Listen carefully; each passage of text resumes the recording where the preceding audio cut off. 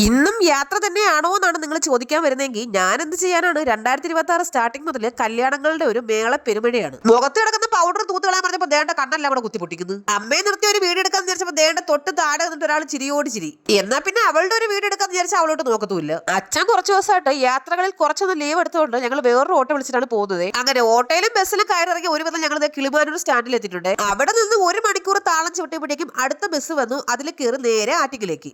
ഏതോ ഒരു സിനിമയില് ആസിഫ് അലി ആറ്റിങ്ങിലാണോ വീടെന്ന് ചോദിക്കുന്ന പോലെ നമ്മുടെ വീഡിയോ കാണുന്ന എത്ര പേര് ആറ്റിങ്ങിലുണ്ട്. അങ്ങനെ ആറ്റിങ്ങൽ ബസ് സ്റ്റാൻഡിൽ ഇറങ്ങിയിട്ട് അവിടെയുള്ള സകല കടകളും ഞാൻ അരിച്ചു പറക്കിയിട്ടാ ഒരു ഗിഫ്റ്റ് മേടിക്കാനായിട്ട്.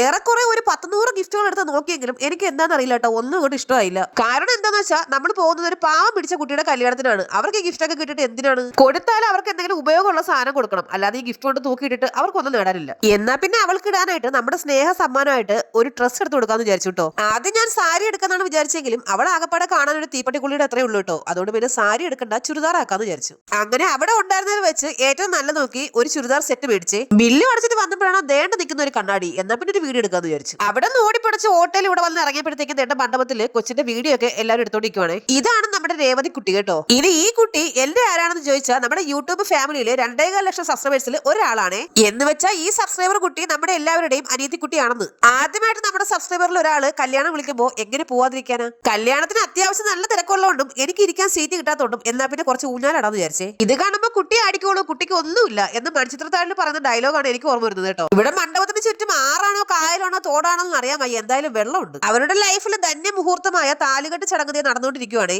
അങ്ങനെ താലുകെട്ടും മറ്റു പരിപാടികളെല്ലാം കഴിഞ്ഞിട്ട് ഞങ്ങൾ പിന്നെയും പാർക്കിൽ പോയിരുന്നു കേട്ടോ ഊഞ്ഞാലാടാൻ. ഭക്ഷണം കൊടുക്കുന്നിടത്ത് അത്യാവശ്യം നല്ല തിരക്കുള്ളതുകൊണ്ടും സീറ്റ് കുറവായിരുന്നുകൊണ്ടും ഞാനൊരു 4-5 പ്രാവശ്യം കുത്തിക്കയറാൻ നോക്കിയിട്ടും എനിക്ക് സീറ്റ് കിട്ടിയതേ ഇല്ല. ഇനി ഈ പെണ്ണിന് ചെറുക്കനെ മഷിയിട്ട് നോക്കിയാൽ പോലും കാണാൻ പറ്റില്ല കേട്ടോ. അതേണ്ട വീഡിയോഗ്രാഫർമാർ തൂക്കിക്കൊണ്ട് പോകുന്നുണ്ട്. നമ്മുടെ ഫ്രെയിമിൽ ചെക്കനെ കിട്ടിയില്ലെങ്കിൽ പെണ്ണിനെ കിട്ടിയിട്ടുണ്ട് കേട്ടോ. ഊട് കഴിക്കാൻ വേണ്ടിയിട്ട് 2 മണിക്കൂർ അവിടെ വെയിറ്റ് ചെയ്തെങ്കിലും ആ പരിപാടി അടപടലം പാളിയതുകൊണ്ട് എന്നാ പിന്നെ ഹോട്ടലിൽ കയറി ഫുഡും കഴിച്ചിട്ട് നേരെ വീട്ടിൽ പോകാന്ന് വിചാരിച്ചേ. ഹോട്ടലുകാർ പറ്റിച്ചില്ല കേട്ടോ, പായസമൊക്കെ ഉണ്ടായിരുന്നു. വെറും 228 രൂപയ്ക്ക് നല്ല മൂർച്ചയുള്ള 3 കത്തികൾ കാണിച്ചിട്ടെ. ഈ സാധനം ഞാൻ ഓർഡർ ചെയ്തപ്പോ 228 രൂപയ്ക്ക് 3 കത്തിയോ, എന്നാ പിന്നെ കൊള്ളത്തില്ലായിരിക്കും എന്ന് വിചാരിച്ചിട്ടാണ് ഓർഡർ ചെയ്തെങ്കിലും സംഭവം അടിപൊളിയാണ്.